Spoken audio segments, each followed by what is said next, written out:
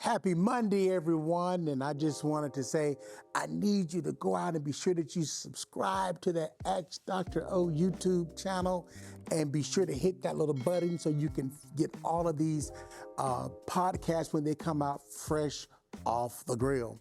Now, I just want to give a shout out to Silas because he taught me something, and that is I ain't stressing today.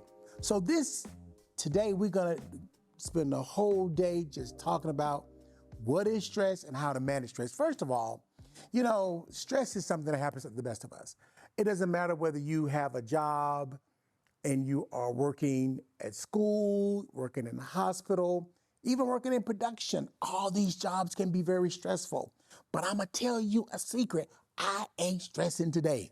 So this is going to be a week that we're going to all declare that we're going to be stress-free this week. So what is stress? Stress is when you really get into an internal conflict, right? So you may call stress anxiety. We call it anxiety because we're the medical professionals, but you call it stress.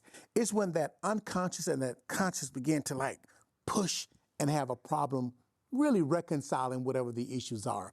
But there is a way that you can manage this stress. First of all, you have to tell yourself, no matter what happens today, I'm going to handle it.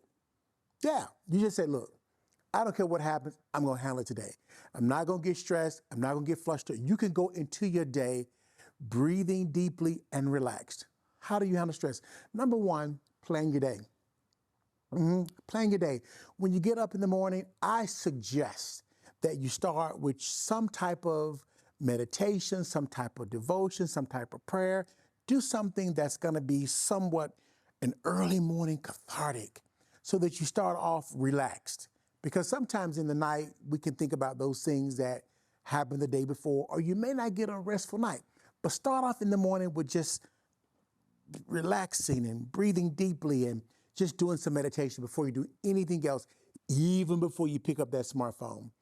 Then why not do some exercise? I taught you last week, just 11 minutes. All you need is 11 minutes. A brisk walk is good. Those of you that are a little bit more advanced, you may want to go out and work out, do legs, do arms. I got my best friend in Chicago. He's an internist. I see him every day. He'll do his exercise in the afternoon. But whatever you can do to get some form of exercise, to get those endorphins pushing, then I want you to remember this. You got to drink water. Yeah, you got to drink water. I mean, you got to be sure that you are hydrating. I personally found myself not drinking enough water, and that can lead to a lot of issues. It can lead to issues even with your cognition, how you're processing. Remember, the body is made up 70% of water. So if you're not hydrating yourself, and we're about to enter into the spring and the summer, you can find yourself in some trouble. The fourth thing, plan that schedule. Like if you have a schedule, you have to get a good schedule.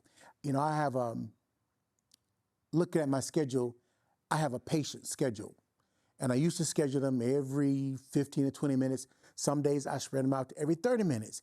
And one thing you may want to do, you have to watch out for changing or impromptu meetings or sidebars, because sometimes if you get a little bit off track, it can throw your whole day. So you may have to say, let's table that, get back to you. I'll call you later. No, I can't meet for the 1 o'clock meeting because my schedule is already full. The next thing you've got to do, you've got to limit your activity. What do you mean? Someone asked me, a patient asked me, how many meetings can I do in a day? Now, of course, if you're a lawyer or a doctor or a busy professional, you have to have a lot of consultations. But I think that the average person, once you get past 4 or 5 meetings, you become exhausted. First of all, the attention span ain't but a good 90 seconds. So once you start going past 20 minutes, your attention span, it just goes down, down, down. So you want to kind of limit, your meetings, and then choose a time to take a break. I had a bad habit of eating on the run or picking up something quick and not taking time for lunch. You need to take time for lunch. And when you take time for lunch in the middle of the day, Let that be a time when you just don't do anything. You just take some time, and if it's just a sandwich, or if you want even a more formal lunch or going out with friends, choose that time for lunch and stick to it. My lunch is from 12 to 1 o'clock or 1 to 1:30, whatever time your lunch is. Take that time for lunch. It becomes important because you not only are you eating and refueling, but you're also decompressing from the first half of the day. Next, I want you to remember the day has to end at some point. Yeah. A lot of times we become so stressed, so inundated till we remember that 4 o'clock just comes and it goes. Start developing what I call hard stops. Right. A hard stop is, okay, 5 o'clock. That's it. Now, you may have a hard stop Monday, Tuesday, Thursday, Friday, and Wednesday could be your long day, but you have to develop a hard stop, because when you don't have a hard stop, you find yourself working and you're basically functioning on fumes.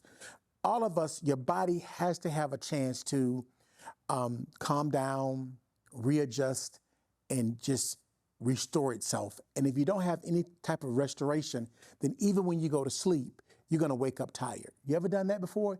You went to sleep, you woke up tired. So, I mean, this is going to be a week that we're not going to stress, but you got to remember there's some key points. Go out there, plan those days, schedule those days. Now, I have to tell you, sleep. Sleep is very, very important. A lot of people fight insomnia. You got 3 types of insomnia: initiating, middle, and terminal insomnia. If you're having problems with sleep and it lasts more than a week, you need to talk to your primary care physician and see if there's something going on like sleep apnea, or you may be depressed, or you may have some other issues going on. So be sure that if you are not sleeping, that you deal with that, because that can certainly lead you into stress, because what happens is you become tired in the middle of the day, something called EDS, or excessive daytime somnolence, and you're trying to function and you're getting anxious and stressed because you don't have that energy or that motivation to do what you need to do.